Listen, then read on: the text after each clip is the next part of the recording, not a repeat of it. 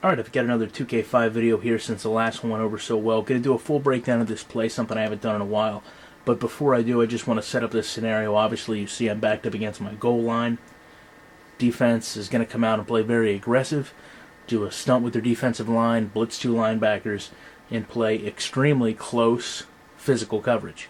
Very good AI in this situation. Obviously trying to do one of two things: force a tight pass into close coverage, or put pressure on my quarterback, maybe have a bad decision, or maybe force a sack, which of course is going to put me back maybe the 5 or 6 yard line, and certainly then you'll have a down and distance scenario where I may be punting out of my own end zone. So pretty realistic outcome. However, the offensive line in this play isn't all that great, but what is great is the differential between great and good players. And this isn't my roster set that I've been working on, but this is a roster set I had him from before. Going to take a look at the line. First of all, I don't like how Jeff Saturday and Mike Pollock get stacked in the beginning as the stunt starts. Not very realistic, but they both make contact with the respective defensive line opponent. And you can see Mike Pollock has to dig in pretty deep here in order to get leverage back. Now, over on the other side of the line here, going to see the difference between a good tackle and an average tackle. Number 74 here, Johnson, going to get played to the outside. And you can see it's good in the fundamental aspect that he forces the angle of attack outside, but he makes contact obviously way too late.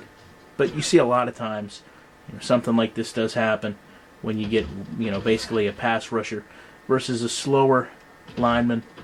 So I can live with that. What's good in the fact that number 60 here realizes I'm not going to be able to help out because I've already been beat. He's been beat. Cuts back inside, goes ahead and blocks the second linebacker coming through on the blitz. Now, over on the other side, we've got Tony Hugo, who in this roster set is actually pretty good. You see the same exact situation, except he's a little bit more agile, a little bit stronger, a little bit more aware. He's able to read that outside pass rush, come up, force contact. Now, taking a look at the coverage here, start off with Dallas Clark and Chris Hope. Again, talking about very physical play, contact made, being pressed the entire way down. Take a look over here, Cortland Finnegan, who actually plays like Cortland Finnegan. Inside position immediately on Reggie Wayne, and begins to make contact all the way down throughout the play before he kind of gets picked there by Dallas Clark. Going over and taking a look here at Eldridge. He's going to get contact made with David Thornton. Again, very physical press coverage down the field displayed here. Now, one thing you might have an issue with, and I kind of looked at, was how fast David Thornton reacts to Eldridge's cut. Now, to me, it's right on the money, but it's a little early for my liking. You can see that Eldridge puts his foot down to make the cut. Thornton turns. That's awful aware and agile for a linebacker.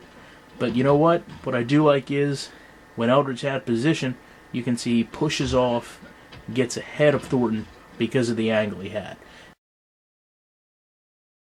Just take a real quick look at Joseph Adai here, number 33, again, just maintaining physical coverage.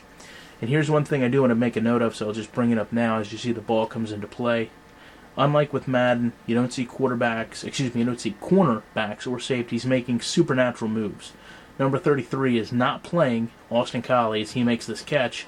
The only thing he does is react after the pass. Not before it. He doesn't spin around on a swivel and make a tackle, make a pass deflection, anything like that. But let's go over and take a look at what happens in the play. Now we've got Austin Collie versus another former Colt, Nick Harper. You can see the physical contact gets initiated, but in this situation, Collie actually wins. A little faster, more agile, kind of pushes off, gets a lead. And then we'll go back real quick before the catch gets made. Take a real quick look at the line again. There you see Charlie Johnson makes contact late on the defensive tackle. But the linebacker blitzing through did force this pass early. Take a look when the ball gets caught here by Collie.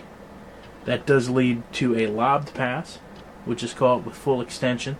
You see Nick Harper goes for a pretty whimsical pass deflection when it's way too late. And here you see Austin Collie is able to pull down the field, minus one missed tackle, run in for the touchdown. One thing I also want to bring out about the diving tackle Only in Madden do you speed up when you leap, like a cheetah. In this game, clearly that doesn't happen. So to me, just taking a look at this at speed one time real quick, you really see very realistic play calling by the defense, very realistic outcomes. Let me go ahead and get on the ball and show it. Very realistic outcomes pretty much in every situation. And a big play that's made correctly. Not through an ADD type situation with Madden. This is a situation where I read the coverage correctly on a very well played defense, made the proper play, made the proper call, chose the proper read, and ended up getting rewarded with a touchdown.